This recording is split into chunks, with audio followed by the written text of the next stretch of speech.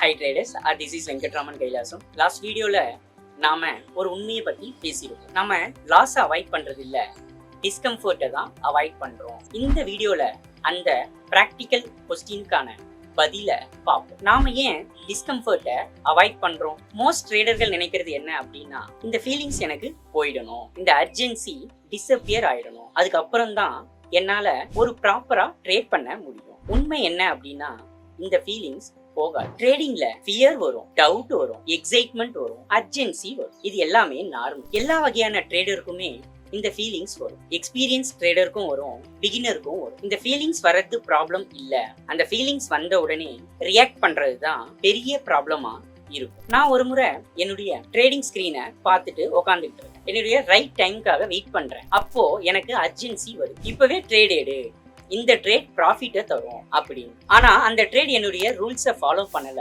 அதனால நான் அந்த ட்ரேட் எடுக்கல. ஆனா வாட்ச் பண்ணிட்டு இருக்கேன், அந்த ட்ரேட் ப்ராஃபிட்டை தருது, அந்த ப்ராஃபிட்டை நான் மிஸ் பண்றேன். அந்த நாள் என்னுடைய டிசிப்ளின்ல நான் இன்டாக்டா இருந்திருக்கேன். அதுதான் என்னுடைய ரியல் வின்னாவே நான் பார்க்கறேன். மோஸ்ட் ட்ரேடர்கள் என்ன பண்ணுவாங்க அப்படின்னா, அந்த ஃபீலிங்ஸ் வந்த உடனே ட்ரேட் எடுத்துருவாங்க, ரூல்ஸை பிரேக் பண்ணிடுவாங்க, இன்ஸ்டன்ட் ரிலீஃப்க்கு தேடுவாங்க. எக்ஸ்பீரியன்ஸ் ட்ரேடர் என்ன பண்ணுவாங்கன்னா, அந்த ஃபீலிங்ஸை வந்த உடனே அப்சர்வ் பண்ணுவாங்க, ரியாக்ட் பண்ண மாட்டாங்க. இந்த டிஃபரன்ஸ் தான் ஒரு ட்ரேடரை கன்சிஸ்டன்சியா வைக்குது.